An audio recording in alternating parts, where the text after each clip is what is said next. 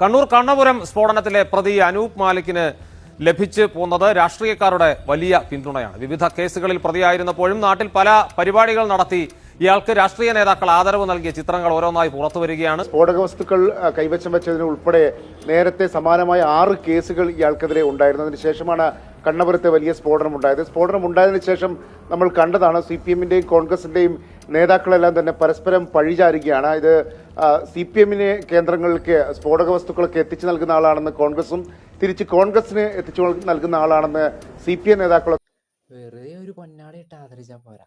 അയ്യോ, കേരള സാഹിത്യ അക്കാദമി അവാർഡും ദാദാ സാഹിബ് ഫാൽക്കെ അവാർഡും ഓസ്കാറും കൂടെ കൊടുക്കണം.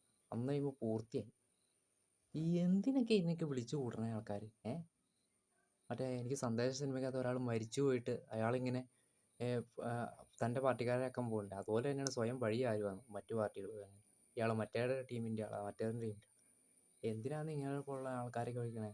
സ്ഫോടക വസ്തു സൂക്ഷിച്ചു വെച്ചേക്കണം. ആ സൂക്ഷിച്ചു വെക്കുന്ന സമയത്ത് അവനെ കെട്ടിയിട്ട് ആ സ്ഫോടക വസ്തു അവനെ കൊല്ലണം.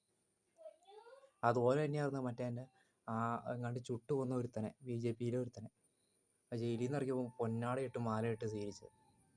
ആ കണ്ടാൽ അറിയാം ജയിലിൽ ഒരു പരിപാടിയും നടത്തിയിട്ടില്ല. പുറത്തിനേക്കാളും സുഖമാണ് ആ മാതിരി തീറ്റ കൊടുത്തത്.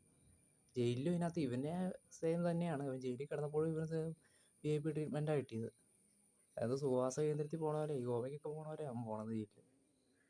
എന്തിനാണ് ഈ ആൾക്കാരൊക്കെ പിടിച്ച് ഇതുപോലുള്ള എണ്ണത്തിനൊക്കെ പിടിച്ച് തീറ്റി പോരണേന്നാണ് ഇപ്പോഴും മനസ്സിലാവുന്നത്.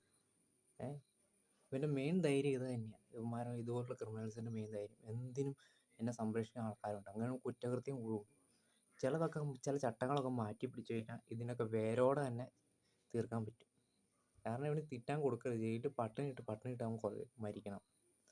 അങ്ങനെ കുറച്ച് നിയമങ്ങളൊക്കെ ചെയ്ത് കഴിഞ്ഞാൽ പൂർണ്ണമായിട്ട് ഇതോടെ ഒഴിവാക്കാൻ പറ്റും.